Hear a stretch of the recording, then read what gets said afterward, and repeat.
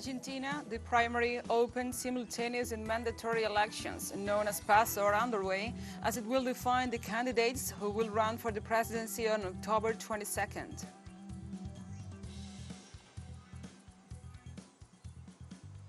United States authorities confirmed that the death toll from the fires that ravaged the Hawaiian island of Maui rose to 93. In Nigeria, mosque collapses, leaving at least 7 people killed in Zaria.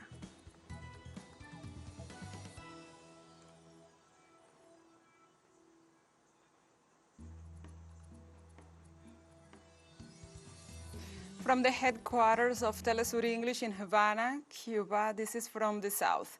I'm your anchor, Gladys Quesada.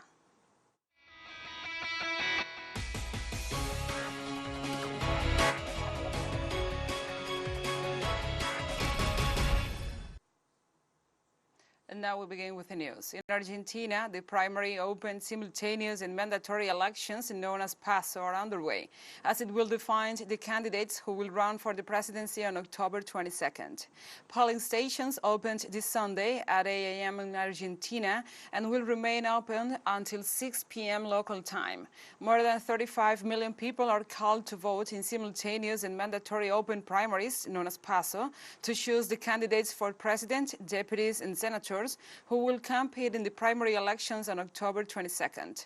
The Electoral Justice of Argentina received a total of 27 pre-candidatures by 15 political alliances to compete in this Sunday's primary elections. After voting day, there will be 22 presidential hopefuls, a record number since the South American country first applied this vote in 2011. Pre-candidates must obtain at least 1.5% of the votes to remain in the race for the general election on October 22nd.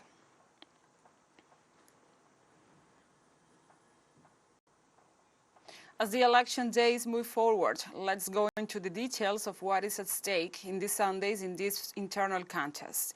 In the case of Union for the Homeland, a ruling coalition, the contenders are the current Minister of Economy, Sergio Massa, and the social leader, Juan Grabois. Here's the details. After months of uncertainty and expectation, the presidential pre-candidates for the ruling coalition were confirmed on June 23rd, just hours before the closing of the lists. The current Minister of Economy, Sergio Massa, is one of the candidates for the presidency. At the age of 29 in 2002, he was appointed head of the National Social Security Administration. After being elected mayor of the municipality of Tigre by the Kirchnerist party Front for Victory, Massa served for 1 year from 2008 to 2009 as chief of staff for then-President Cristina Fernández de Kirchner. In 2013, however, Massa broke with Kirchnerism to form his own party, the Renewal Front, in representation of which he participated in that year's legislative elections and ran for president later on in 2015. In 2019, Massa was one of the players in the pro-Ernest coalition Everybody's Front, with the aim of defeating Mauricio Macri at the polls. The ruling coalition's second pre-candidate is the leftist social leader Juan Grabois, a leader of the Workers' Union of Popular Economy. Grabois began his political activism in the heat of the social revolt of 2001, a period of strong social, economic and political crisis in the country. In 2002, he founded the Excluded Workers Movement with the objective of organizing into unions the workers of the popular economy, such as the so-called cartoneros, who work in the collection of recyclable waste. Grabois joined in 2019 the Everybody's Front coalition as leader of the Patria Grande Front, which brings together the country's organized social movements. Let's move on to other topics. This Saturday, Ecuadorian authorities transferred to a maximum security prison the leader of the criminal gang who had threatened presidential candidate Fernando Villavicencio. José Adolfo Macías Villamar, a.k.a. Firo, the leader of the criminal group Los Choneros, was transferred to the maximum security prison of the Rock in Guayaquil. Some 3,600 policemen and military personnel participated in the operation in early hours of this Saturday morning. Some hours later, 2 videos were released where alleged members of the armed gang warned President Guillermo Lasso that they will retaliate for their leader's transfer. The move follows the shooting death of presidential candidate Fernando Villavicencio, who last month had reported death threats from the criminal gang leader.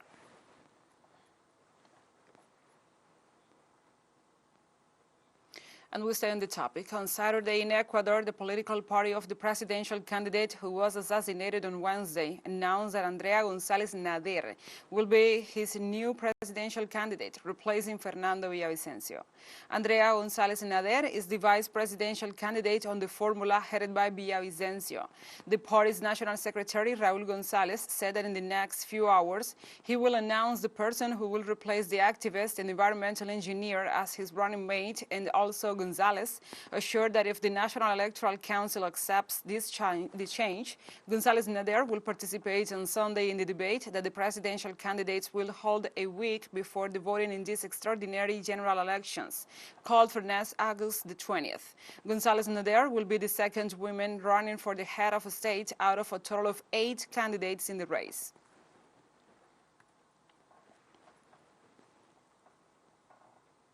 Malaysia's ruling coalition retained control of 3 of the 6 disputed states in regional elections held on Saturday. Although these local elections have no direct impact at the federal level, opposition sectors consider it an early referendum on the government of the Prime Minister Anwar Ibrahim. Election Commission data show that Anwar's Progressive Alliance had been re-elected in 3 of the states it had held prior to Saturday's vote, including Malaysia's richest state, Selangor. Meanwhile, the opposition bloc led by the former Prime Minister Muhyiddin Yassin retained control of 3 states while winning the backing of the country's ethnic Muslim majority. Experts anticipate the government's stability to increase after these elections, despite advances by the country's opposition. I expect some positive changes with every new leader that comes in.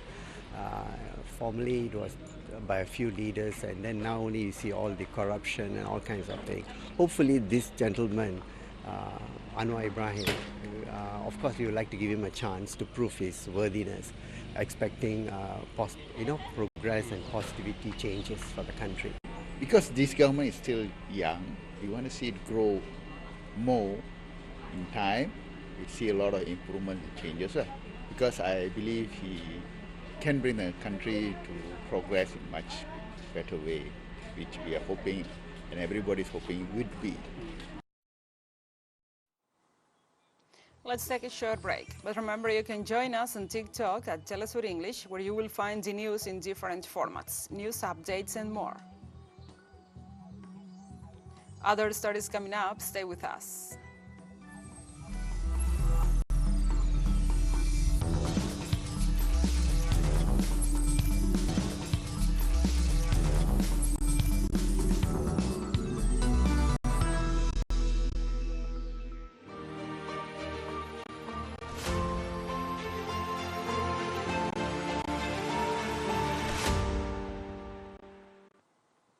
Welcome back.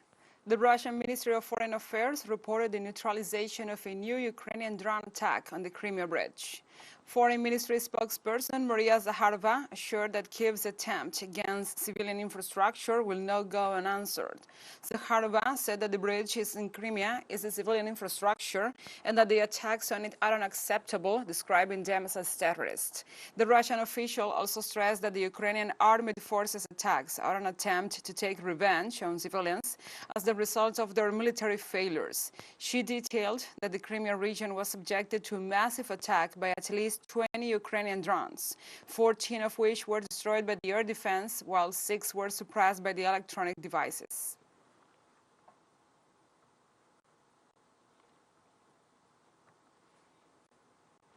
The Russian government reported that several ships of the Northern Fleet went out to the open sea to conduct operations on the Arctic zone. The Russian Defense Ministry announced on Friday that command and staff trainings on troops and the forces management started on the same day. The exercises rehearse variants of actions to protect Russia's sovereignty in the waters of Northern Sea route.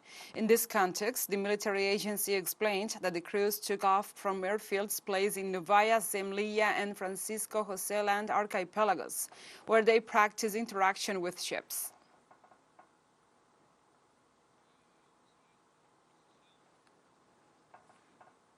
And in this context, authorities reported that the Russian Defense Minister Sergei Shoigu inspected the Russian contingent deployed in the Arctic zone on Saturday. The Russian Defense Minister traveled to the Arctic to inspect the troops deployed in a region where Moscow has strengthened its military apparatus in recent years. Shoigu, along with the Director General of the Russian State Corporation Rosatom, Alexei Likashov, flew over the central Russian nuclear test site used as a nuclear test place between 1954 and 1990. He also inspected the remote Arctic garrisons of the Northern Fleet and assessed the performance of special detachments deployed in the New Zembla archipelago and checked the progress of several social infrastructure construction works in the settlement of Belushia Guba.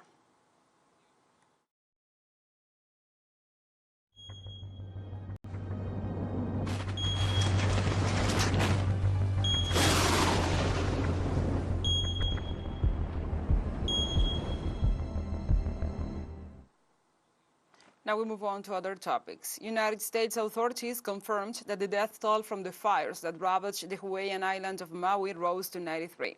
According to official estimates, more than 2,200 structures were damaged or destroyed, causing $5.5 billion worth of damage and leaving thousands homeless. Hawaiian authorities launched an investigation into the management of the fire, while locals said there was no warning of the blaze.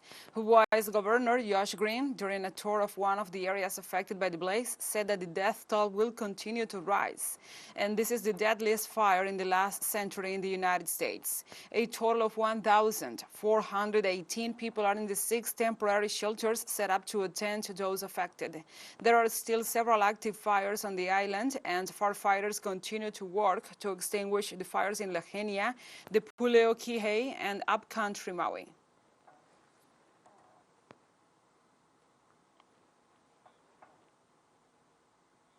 The Chinese city of Harbin is intensifying its security measures and preparing to face a series of floods that are expected to come on Sunday.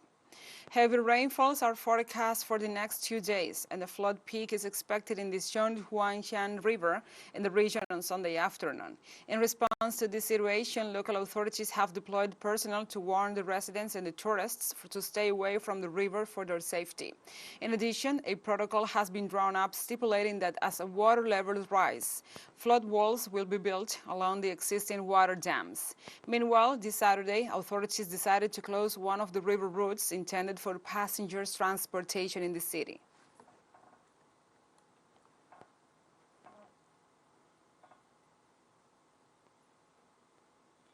In China, at least 4 people died and 14 are missing after a landslide struck Shanghai district in the northwestern Chinese city of Xi'an. The landslide occurred on Friday night in the Shanghai district in Xi'an, shortly after heavy rains and floods hit Shaanxi province. As reported on Sunday by local media, the official and the Global Times, 2 houses were completely buried while nearby roads, bridges, power supplies, and other infrastructure were damaged, leaving local residents virtually cut off. As of Sunday morning, rescue forces had evacuated 81 residents as they scanned a 65-kilometer-long area along a river in search of missing persons.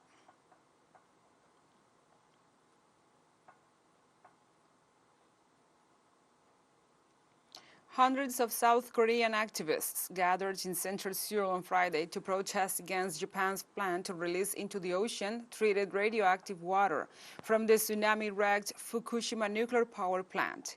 According to Japanese government sources, the country plans to start releasing the water into the ocean as early as late August.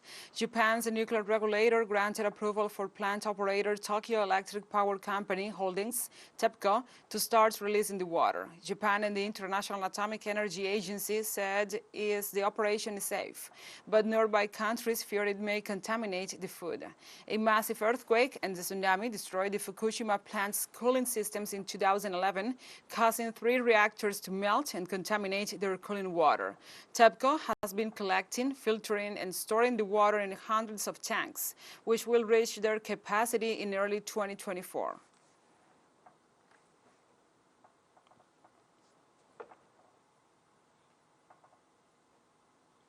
Also, heavy rains hit Myanmar, leaving at least 5 people dead and 48,000 people evacuated due to flooding. The Myanmar Meteorological Service reported that the level of Bago River was expected to start receding in the next few hours. Hundreds of victims spent the night in a monastery in the city of Bago, northeastern of Yangon, waiting for the floods to stop. The Ministry of Social Welfare, Relief and Resettlement is involved in providing necessary food and drinking water to the victims. Burma experiences heavy rains every year at the same time, but the past few weeks have seen extreme weather events around the world, exacerbated, according to scientists, by climate change.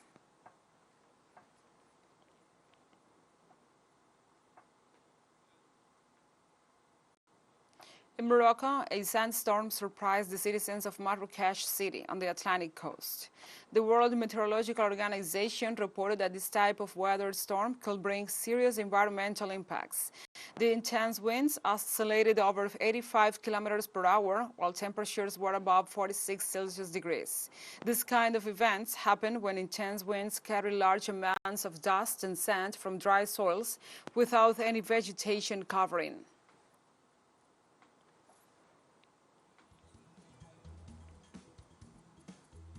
We have a second short break coming up, but before we invite you to visit our YouTube channel at teleSUR English, and there you will be able to rewatch our interviews, the top stories, the special broadcastings, and more.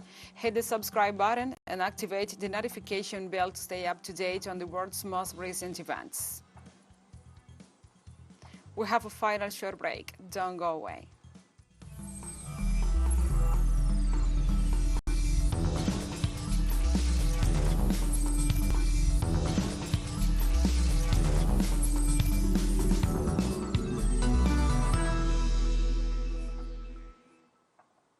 Welcome back. 7 people died in Nigeria when part of a mosque collapsed in Zaria City. According to official information, the incident occurred on Friday afternoon when a group of hundreds of worshippers were performing prayers in the central mosque of the city. Authorities confirmed that so far the exact number of wounded is unknown. In this regard, the religious leadership reported that in this situation, the prayers will be held in the vicinity of the enclosure until further notice. According to the Emir's directive, the funeral prayer for the 7 victims of the incident was held at 8:30 p.m. local time at this place.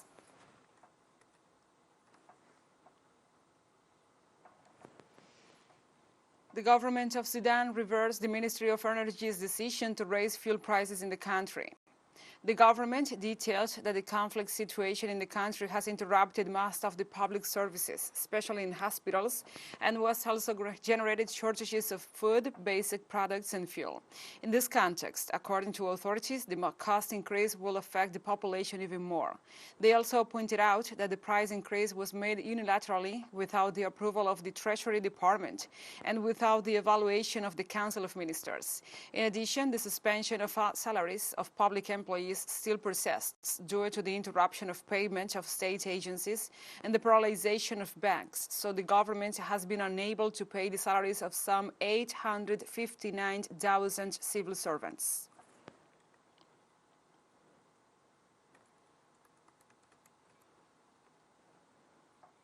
In Israel, the number of Palestinian inmates protesting against their administrative detention raised to 13. Some 1,132 people, including 18 minors, are locked up under the Israeli law used to arrest Palestinians for renewable intervals ranging from 3 to 6 months on the basis of undisclosed evidence and even without access to defense lawyers. Let us recall that since the beginning of the year, some 60 Palestinian prisoners have refused to appear before Israeli military courts. However, numerous detainees held under this measure have begun hunger strikes for an indefinite period of time to demand their immediate release from Israeli sources.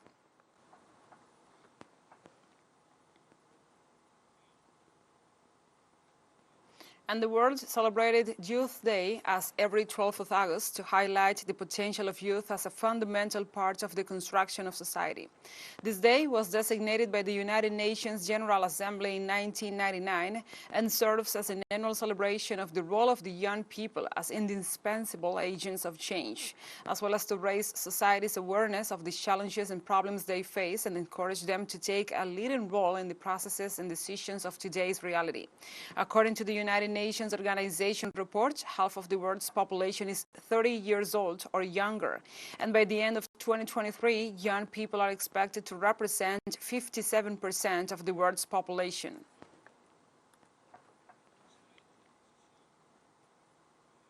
In this context, the Secretary General of the United Nations, Antonio Guterres, called for more opportunities.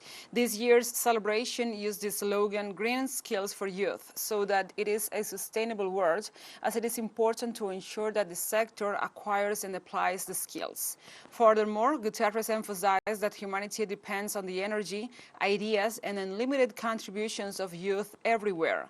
According to United Nations statistics, 67% of people believe in a better future, with 15 to 17-year-olds being the most optimistic about it.